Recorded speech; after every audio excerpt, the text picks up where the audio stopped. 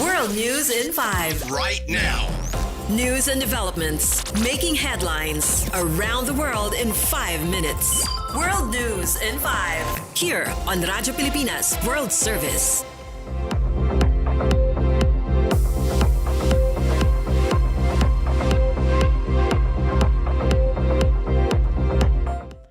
Good day to all of our listeners here on Radyo Pilipinas World Service.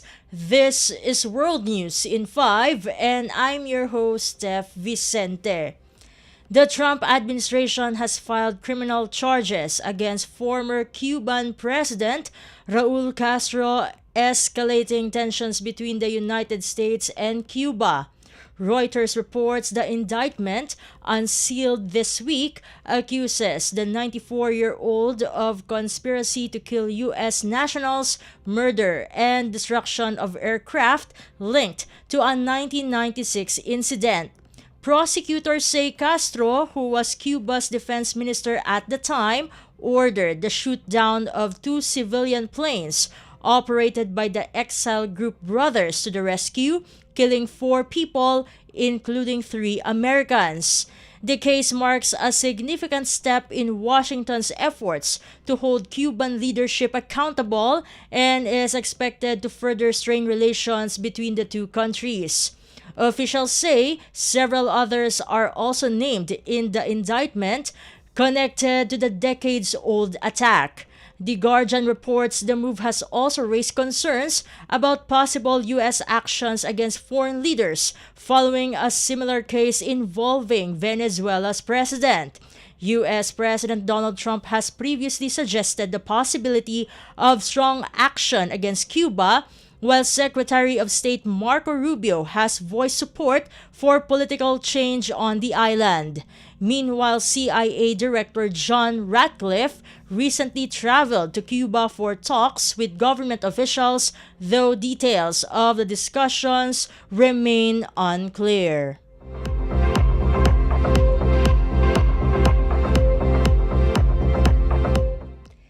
In other news overseas, the British Ministry of Defense says 2 Russian fighter jets carried out a series of dangerous interceptions of an unarmed Royal Air Force surveillance plane over the Black Sea last month. According to officials, the BBC reports a Russian Su-35 flew close enough to the aircraft to trigger its emergency systems and temporarily disable its autopilot. A second jet, a Su-27, made multiple passes directly in front of the plane, at one point coming within just a few meters of its nose. British Defense Secretary John Healey condemned the incident as unacceptable while praising the Royal Air Force crew for their professionalism during the encounter. The ministry says the aircraft was on a routine mission supporting NATO's eastern defenses when the interceptions occurred in international airspace. British officials warned that such actions significantly increase the risk of accidents and could escalate tensions in the region. The United Kingdom has also called on Russia to address the incident, which comes amid heightened military activity, including concerns over Russian operations near critical undersea infrastructure. The encounter is being described as the most serious of its kind since a 2022 incident in which a Russian pilot fired a missile at a similar Royal Air Force aircraft.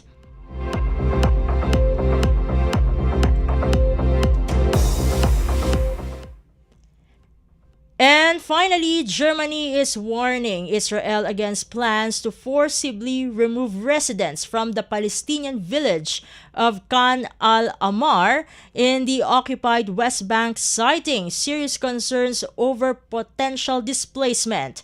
According to Al Jazeera, German officials say the move could be part of a broader effort to expand Israeli settlements in the area.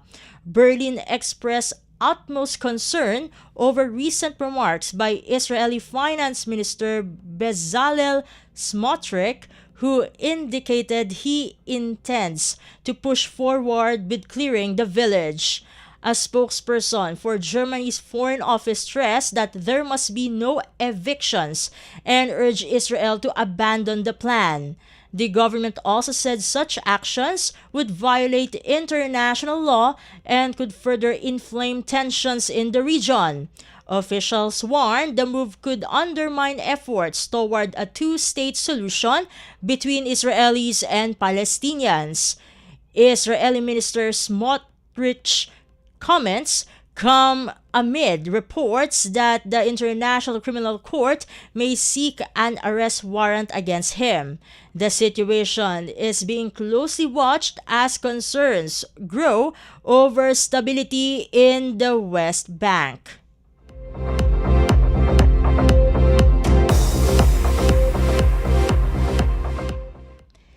And that concludes today's edition of World News in 5. For Radyo Pilipinas World Service, this has been Steph Vicente. Good day and stay safe, everyone. World News in 5. Right now. News and developments making headlines around the world in 5 minutes. World News in 5. Here on Radyo Pilipinas World Service.